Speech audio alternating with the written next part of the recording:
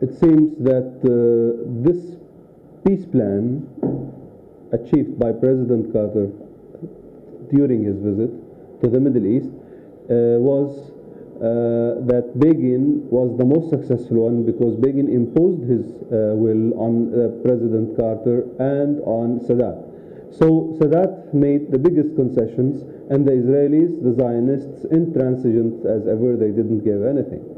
Of course, here we have to say that we as Palestinians, we have rejected the self-rule project, which is not a self-rule, which is a partial self-rule, because as we know that the Israeli occupation forces will remain in the occupied territories. So we refuse also the partition of the Palestine cause between Gaza Strip and the West Bank. So now they said they start dealing with the Gaza Strip, leaving the West Bank for later negotiations. So we as Palestinians, we reject the self-rule project, we reject the partition, we reject the separate peace treaty. We have no other choice as Palestinians, since our rights are still neglected, but to continue the struggle, but to continue the just struggle, the just resistance against the Israeli forces, against the occupation forces, against the Israeli expansion and occupation. So we as Palestinians, we will continue.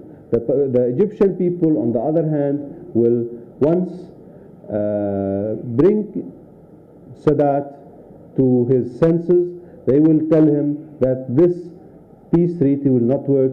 They will tell him that they will never be separated from the Arab world, and that the Egyptian people will remain a part of the Arab world. So here we can say that we, the Palestinians, we will continue, and we will tell Carter, Sadat, and Begin that there will be no peace in the Middle East without the Palestinians, and that there will be no peace in the Middle East without the PLO, and that the Middle East will remain a tense and a hot point instead of signing this treaty, this separate treaty, because the essence and the core of the Middle East conflict is not yet solved, which is the Palestine question and the Palestine cause.